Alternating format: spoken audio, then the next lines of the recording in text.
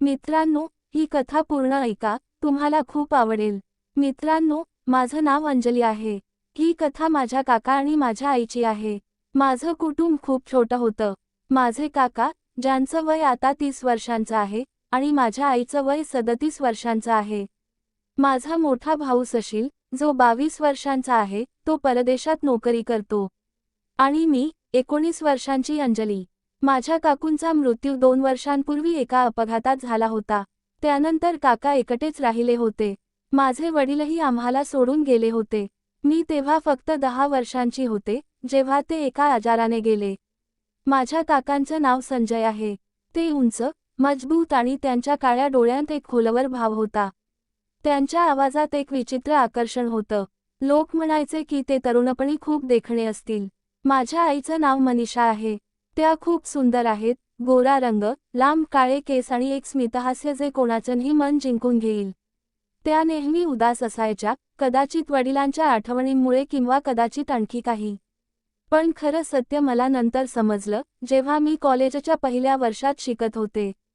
सशील गेल्या 2 वर्षांपासून परदेशात होता, आणि त्याच्या अनुपस्थितीत घरात एक पोकळी वाढली होती. आणि कदाचित हीच पोकळी काका आणि आईला एकमेकांच्या जवळ घेऊन गेली. ही सगळी गोष्ट मागच्या वर्षीची आहे, मार्च महिन्यातली. उन्हाळा सुरू झाला होता. मी त्या दिवशी कॉलेजमधून थकून घरी परतले होते. त्या दिवशी माझा एक क्लास लवकर संपला होता, आणि मी विचार केला की घरी जाऊन थोडी विश्रांती घेईन. घराचा दरवाजा उघडा होता, जे थोडं विचित्र होतं, कारण आई नेहमी दरवाजा बंद ठेवायच्या. मी माझे बूट काढले आणि हळूच आत गेले. घरात शांतता होती. मी विचार केला की कदाचित आई बाजारात गेली असतील आणि काका त्यांच्या खोलीत असतील. मी माझ्या खोलीकडे निघाले, पण तेव्हाच मला स्वयंपाकघरातून काही आवाज ऐकू आले. हलक्या हलक्या हसण्याचा, काही कुजबुजण्याचा आवाज. मी विचार केला की कदाचित कोणीतरी शेजारी आलं असेल. आईला हसताना मी खूप दिवसांनी ऐकलं होतं, त्यामुळे माझ्या मनात एक उत्सुकता जागी झाली.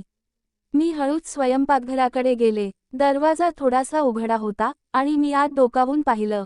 जे मी पाहिलं, ते माझ्यासाठी धक्क्यापेक्षा कमी नव्हतं. आई स्वयंपाकघरात उभ्या होत्या, त्या चहा बनवत होत्या. त्यांच्या हातात एक कप होता. त्यांच्या मागे काका उभे होते. त्यांचे हात आईच्या कंबरेवर होते, आणि ते हळूहळू तिच्या कानात काहीतरी बोलत होते. आई हसत होत्या. त्यांच्या डोळ्यांत एक चमक होती, जी मी यापूर्वी कधीच पाहिली नव्हती. काकांचा चेहरा आईच्या खांद्याजवळ होता, आणि ते हळूच तिच्या मानेजवळ आपलं नाक घेऊन गेले. आईने हलकेच डोळे बंद केले, जणू त्या त्या क्षणाचा अनुभव घेत होत्या. हे सगळं इतकं विचित्र होतं की मला काहीच समजलं नाही की काय चाललंय. माझं हृदय जोरजोरात धडधडत होतं. मी हळूच मागे सरकले आणि माझ्या खोलीत गेले. मी दरवाजा बंद केला आणि बेडवर बसले. माझ्या मनात प्रश्नांचं वादळ उठलं होतं. मी जे पाहिलं, ते खरं होतं का? मी विचार केला की कदाचित मी चुकीचं समजले असेल. कदाचित ते फक्त हसत खेळत असतील. पण माझ्या मनाला विश्वास बसत नव्हता. मी स्वतःला शांत करण्याचा प्रयत्न केला. मी विचार केला की कदाचित ही एकदाच घडली असेल. पण तरीही माझ्या मनात संशयाचं बीज पडलं होतं. त्या दिवसानंतर मी काका आणि आईवर लक्ष ठेवायला सुरुवात केली. पुढचे काही दिवस मी लक्ष दिलं, तेव्हा दिवसा सगळं सामान्य होतं. आई सकाळी उठायच्या, नाश्ता बनवायच्या, काकांना चहा द्यायच्या.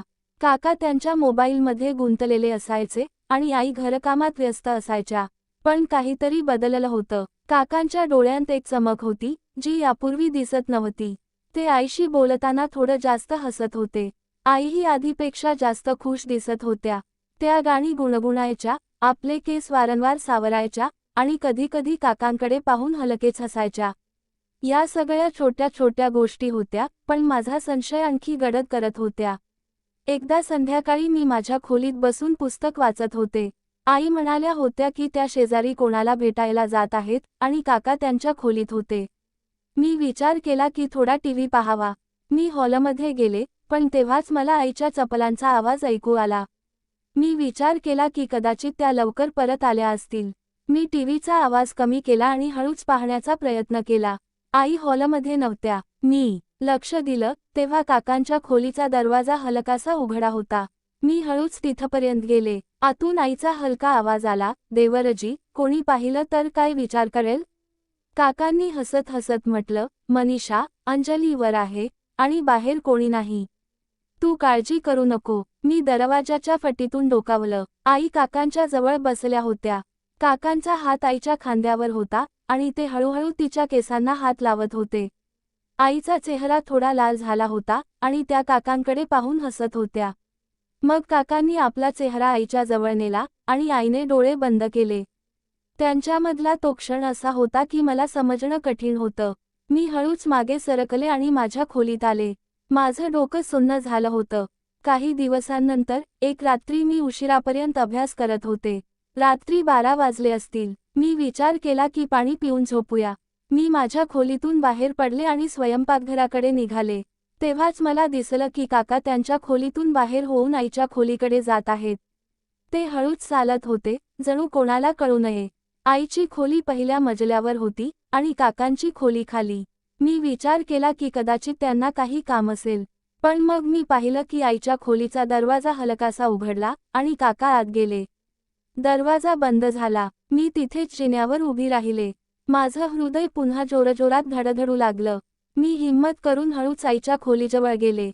दरवाजाखालून हलकी प्रकाशझोत येत होती. मी कान दरवाजाला लावले. आतून हलक्या हलक्या बोलण्याचा आवाज येत होता. आईचा आवाज, देवरजी, जर अंजलीला कळलं तर. आणि काकांची हलकी हसणं, मनीषा, ती झोपली आहे, तिला काही कळणार नाही. मग काही वेळ शांतता झाली आणि मग काही आवाज आले, जे मला समजणं कठीण नव्हतं. बेडची हलकी कुरकुर, काहीतरी पडल्याचा आवाज आणि मग आईच्या हलक्या श्वासांचा आवाज. असं वाटत होतं की ते दोघे एकमेकांच्या खूप जवळ होते. मी तिथून धावत माझ्या खोलीत आले. मी दरवाजा बंद केला आणि बेडवर पडले. माझ्या श्वास वेगवान होत्या आणि माझं शरीर थरथरत होतं. हे काय होतं? माझ्या डोळ्यांसमोर तेच दृश्य फिरत होतं. स्वयंपाकघरातला तो क्षण, हॉलमधली ती जवळीक आणि आता रात्रीची ही शांतता. मी झोपू शकले नाही. माझ्या मनात राग होता, लाज वाटत होती, पण त्याचबरोबर एक विचित्र आकर्षणही होतं, ज्यामुळे मला कळत नव्हतं की माझ्यासोबत काय होतंय. दुसऱ्या दिवशी मी कॉलेजला गेले, पण माझं लक्ष कुठेच नव्हतं. माझ्या मैत्रिणींनी विचारलं की मी उदास का आहे, पण मी काहीच सांगितलं नाही. मी फक्त विचार करत होते की काय करावं, आईला विचारावं का, काकांना, पण माझ्यात ती हिंमत नव्हती. आणि मग एक विचित्र गोष्ट घडली. जेव्हा जेव्हा मी त्या रात्रीचा विचार करायचे, तेव्हा माझ्या शरीरात एक विचित्र उष्णता जाणवायची. माझ्या मनात काही चुकीचे विचार येऊ लागले. मी विचार करू लागले की असं होणं चुकीचं आहे का? प्रत्येकाला प्रेम आणि जवळीकीची गरज नसते का? आणि मग एक धोकादायक विचार माझ्या मनात आला, मलाही कोणाची गरज आहे का? मी माझ्या मित्र सुमितकडे लक्ष द्यायला सुरुवात केली. तो कॉलेजमध्ये माझ्याशी नेहमी बोलायचा. त्याच्या डोळ्यांत तीच चमक होती, जी मी काकांच्या डोळ्यांत पाहिली होती. तो हसायचा, माझ्याशी गमती करायचा आणि कधीकधी माझ्याजवळ येण्याचा प्रयत्न करायचा. यापूर्वी मी त्याला दूर ठेवायचे, पण आता मी त्याला थांबवू शकत नव्हते. एकदा आम्ही कॉलेजनंतर पार्कमध्ये बसलो होतो. तो माझ्या जवळ आला. त्याने माझा हात स्पर्श केला. त्याच्या बोटांनी माझ्या हातावर हलकेच फिरायला सुरुवात केली आणि माझ्या शरीरात एक विचित्र कंपन जाणवलं. त्याने हळूच माझ्या कानात म्हटलं, अंजली, तू खूप सुंदर आहेस. मी काहीच बोलले नाही, फक्त त्याच्या डोळ्यांत पाहत राहिले. आणि मग मी स्वतःला त्याच्या आणखी जवळ जाऊ दिलं. त्या दिवसानंतर सुमित आणि माझ्यात काहीतरी बदललं. तो मला मेसेज करायचा, रात्री उशिरापर्यंत बोलायचा. आम्ही कॉलेजनंतर अनेकदा भेटायचो. एकदा त्याने मला त्याच्या घरी बोलावलं. त्याचं कुटुंब बाहेर गेलं होतं. मी त्याच्या घरी गेले. आम्ही त्याच्या खोलीत बसलो होतो. त्याने माझ्या जवळ येऊन माझ्या खांद्यावर हात ठेवला. त्याचे श्वास माझ्या चेहऱ्याजवळ होते. त्याने हळूच माझ्या गालाला स्पर्श केला आणि मी त्याला थांबवलं नाही. तो क्षण असा होता की मला चुकीचंही वाटत होतं, पण त्याचवेळी एक विचित्र सुखद अनुभवही देत होतं. हळूहळू मी सुमितसोबत जास्त वेळ घालवू लागले. आम्ही कॉलेजनंतर कुठेतरी फिरायला जायचो. तो मला त्याच्या मित्रांना भेटवायचा आणि मी त्याच्या जगात हरवून जायचे. पण माझ्या मनात नेहमी काका आणि आईची गोष्ट फिरत राहायची. मी विचार करायचे की जर ते असं करू शकतात तर माझ्यासाठीही हे चुकीचं नाही. मी स्वतःला समजावण्याचा प्रयत्न करायचे की हे सगळं सामान्य आहे, पण माझ्या आतला एक भाग ओरडत होता की मी चुकीच्या मार्गावर चालले आहे. एक रात्री मी घरी परतले. आई आणि काका हॉलमध्ये बसले होते. आई काकांसाठी चहा बनवत होत्या आणि काका तिच्याकडे पाहून हसत होते. मी लक्ष दिलं तेव्हा आईच्या साडीचा पदर थोडा खाली सरकला होता आणि काकांच्या नजरा तिथेच खिळल्या होत्या. आईने हलकेच आपले केस सावरले आणि काकांनी आपला हात तिच्याकडे पुढे केला. मी चुपचाप माझ्या खोलीत गेले, पण ते दृश्य माझ्या डोळ्यांपुढून गेलं नाही. आणि त्या रात्री सुमितचा मेसेज आला. त्याने लिहिलं, अंजली, तू आज खूप छान दिसत होतीस. काश तू माझ्याजवळ असतीस. मी उत्तर दिलं, काश मीही तुझ्याजवळ असते. आणि त्या रात्री मला स्वतःला पूर्णपणे बदलत असल्याचं जाणवलं. काही महिने गेले. मी सुमितसोबत माझ्या मार्गावर चालत होते आणि काका आई त्यांच्या मार्गावर. सुमितसोबतची जवळीक आता माझ्यासाठी सवय बनली होती. मी दिवसा कॉलेजला जायचे, पण माझं मन कुठेतरी असायचं. क्लासमध्ये बसून मी सुमितचे मेसेज वाचायचे, त्याच्या बोलण्यात हरवून जायचे. तो मला दररोज काहीतरी असं बोलायचा, जे माझ्या मनाला भिडायचं. एकदा त्याने मला पुन्हा त्याच्या घरी बोलावलं. मी त्याच्या घरी गेले. त्याची खोली हलक्या प्रकाशाने भरलेली होती आणि तिथे एक विचित्र शांतता होती. तो माझ्या जवळ आला. मी काहीच बोलले नाही, फक्त स्वतःला त्याच्या आणखी जवळ जाऊ दिलं. तो क्षण असा होता की मला प्रत्येक वेळी आणखी खोलात घेऊन जात होता.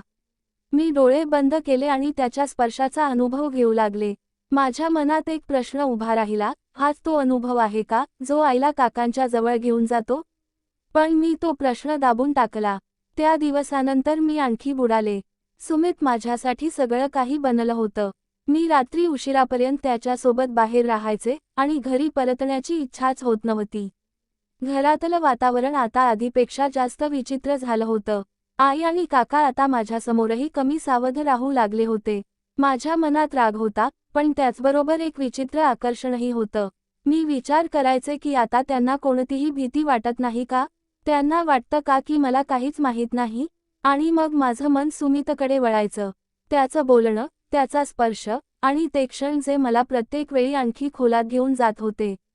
मी स्वतःला समजावण्याचा प्रयत्न करायचे की जर आई आणि काका असं करू शकतात, तर माझ्यासाठीही हे चुकीचं नाही. पण माझ्या मनाचा एक कोपरा ओरडत होता की मी चुकीच्या मार्गावर चालले आहे. एक रात्री मी उशिरा घरी परतले. सुमितसोबत एका पार्टीत गेले होते आणि तिथलं वातावरण मला आणखी गोंधळात टाकत होतं.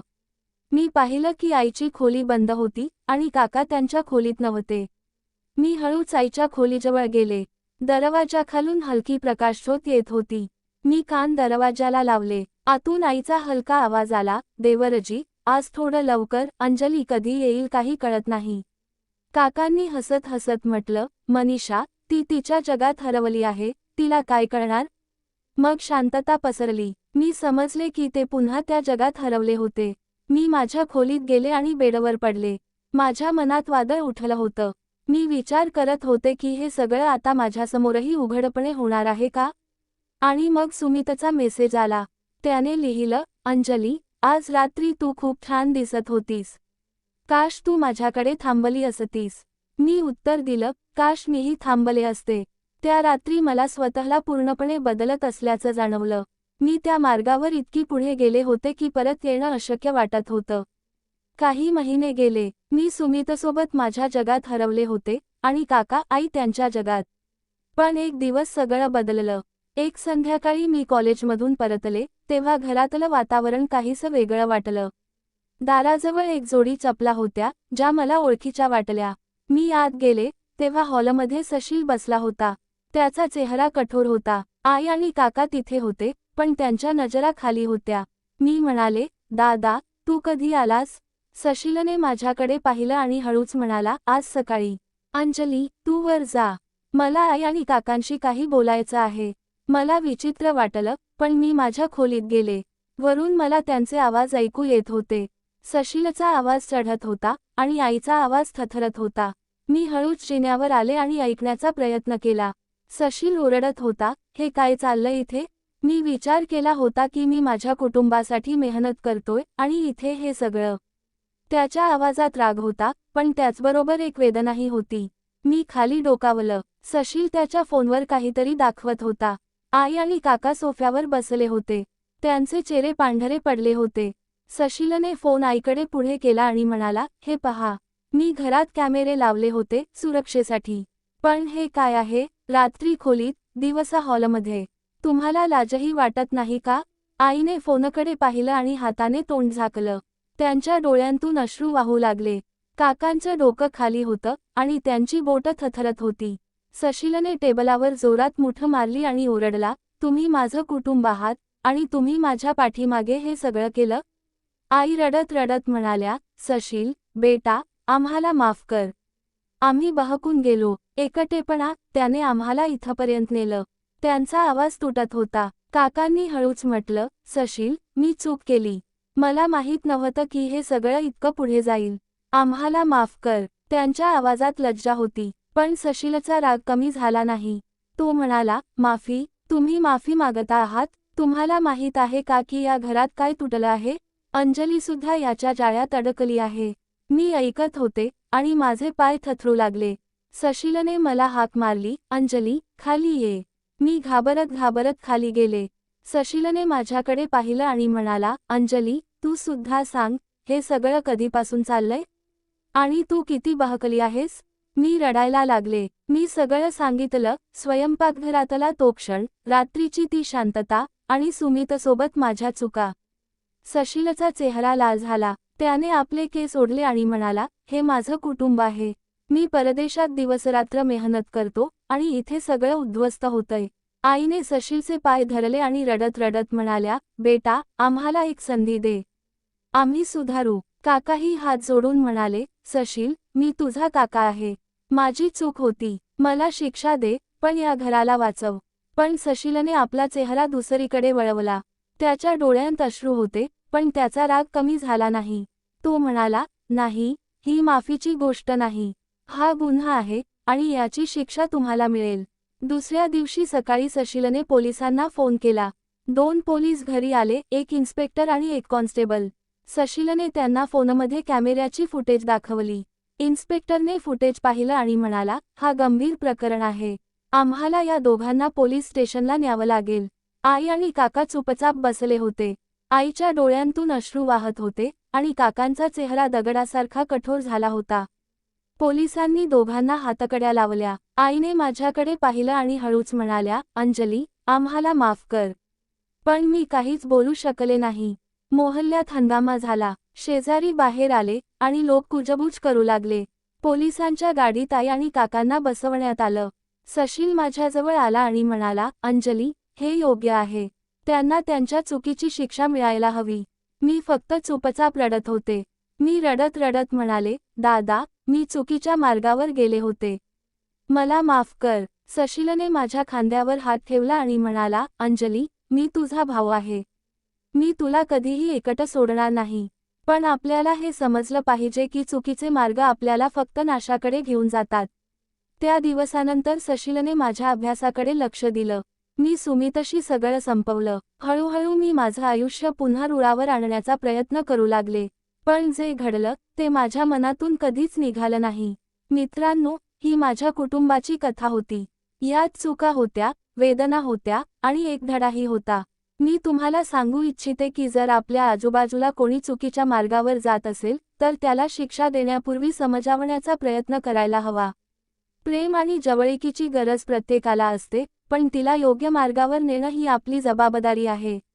जर आपण कोणाला वेळीच थांबवलं तर कदाचित एक कुटुंब तुटण्यापासून वाचेल.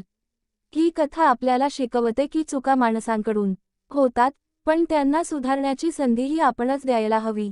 तर मित्रांनो, ही होती माझी कथा. आशा आहे तुम्हाला ती आवडली असेल. जर तुम्हाला ही कथा आवडली असेल तर तिला लाईक करा, तुमच्या मित्रांसोबत शेअर करा आणि खाली कमेंटमध्ये सांगा की तुम्हाला यात सर्वात जास्त काय आवडलं. आणि हो, जर तुम्ही अजून माझ्या चॅनेलला सबस्क्राईब केलं नसेल तर आता सबस्क्राईब करा, जेणेकरून अशा रोचक कथा तुमच्यापर्यंत पोहोचत राहतील. पुन्हा भेटू पुढच्या कथेत. धन्यवाद. ही कथा मराठीत पूर्णपणे भाषांतरित आहे आणि मूळ कथेच्या प्रत्येक तपशिलाला कायम ठेवण्याचा प्रयत्न केला आहे. जर तुम्हाला आणखी काही बदल किंवा सुधारणा हव्या असतील तर कृपया सांगा.